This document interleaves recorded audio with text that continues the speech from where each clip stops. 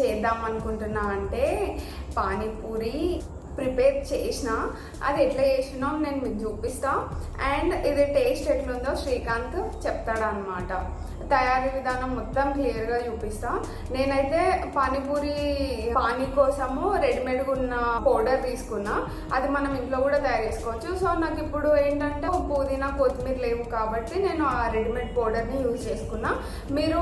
మీకు అన్నీ అవైలబుల్ ఉంటే మీరు డైరెక్ట్ ఇంట్లోనే పానీ తయారు చేసుకోవచ్చు. సో నేను ఎట్లా తయారు చేసిన అన్నది మీకు చూపిస్తా. యాక్చువల్గా నాకు పానీపూరి మీద ఎందుకు చెయ్యాలన్న ఐడియా వచ్చిందంటే, న్యూస్లో ఏమొచ్చిందంటే బయట పానీపూరి తినడం వల్ల 40 మెంబర్స్కి హాస్పిటలైజ్డ్ అయ్యారంట. సో దానికోసం మేబీ ప్రాసెస్ తెలియని వాళ్ళు ఇంట్లోనే చేసుకోవడానికి వీలుగా అన్నట్టుగా చేస్తున్నా. సో నచ్చితే మీరు ఇంట్లో తయారు చేసుకోండి, లేదంటే లైక్ తీసుకోండి. సో ఇప్పటి వరకు నా ఛానల్ని సబ్స్క్రైబ్ చేసుకోని వాళ్ళు నా వీడియోస్ నచ్చితే కనుక సబ్స్క్రైబ్ చేసుకోండి. పక్కనే ఉన్న బెల్ ఐకాన్ మీద క్లిక్ చేయండి. నేను అప్లోడ్ చేసే వీడియోస్ నోటిఫికేషన్ వస్తుంది. అండ్ మీకు ఈ వీడియో నచ్చితే కనుక please do like, share, comment. And వీడియోని మ్యాక్సిమం చివరి వరకు చూడడానికి ట్రై చేయండి. పూరి కూడా నేను బయట నుంచి కొనుక్కొచ్చుకున్నా, ఇంట్లో తయారు చేసిన పూరి కాదు.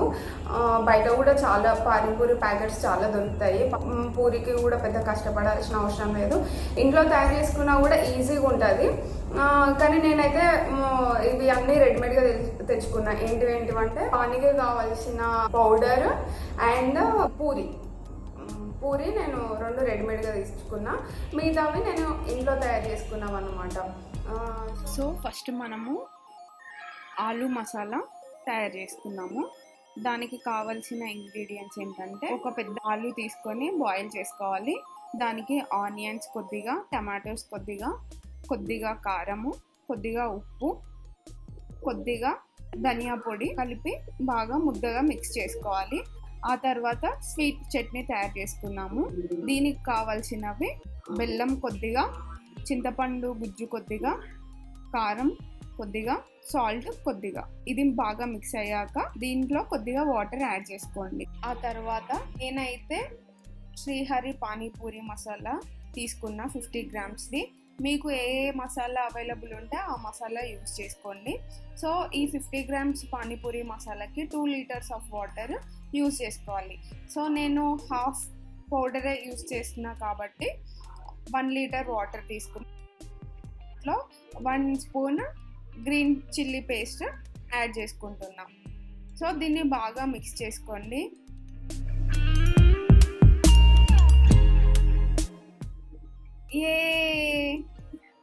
మసాలా, స్వీట్ చట్నీ, పానీ, పూరీస్ అన్నీ రెడీ అయిపోయినాయి.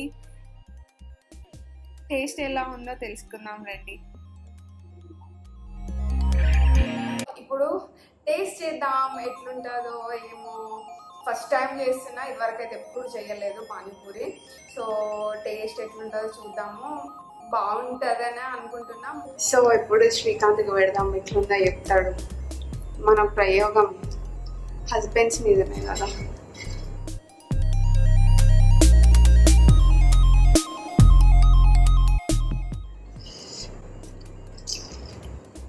చెప్పిగా తిని చెప్పు, మనం కూడా టేస్ట్ చేద్దాం. మంచిగా ఉంది.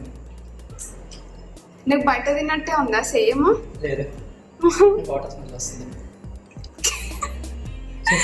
స్మెల్ వస్తే నేనేం చేయాలి? వాటర్లో లైట్గా స్మెల్ వస్తుందంట. దీంట్లో ఏమేమో సాల్ట్ కలుపుతారు కదా.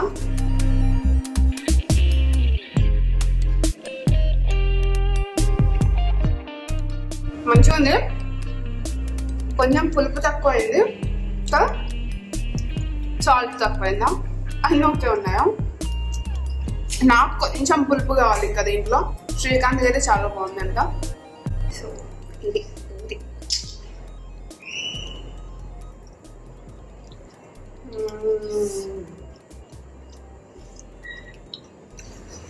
సో ఇదన్నమాట ఈరోజు వీడియో. నేనైతే యమ్మీ పానీపూరి తయారు చేసి శ్రీకాంత్కి తెప్పించిన. శ్రీకాంత్కి ఫుల్ నచ్చింది. సో ఆయనకి నచ్చిందంటే ఆటోమేటిక్గా నాకు నచ్చుతుంది. సో నేను ఇంకా పానీపూరి తినడంలో బిజీగా ఉంటా. Bye bye, take care. మీ అందరికీ ఈ వీడియో నచ్చింది అనుకుంటున్నా. నచ్చితే కనుక please subscribe to M&S Talks and please do like, share, comment.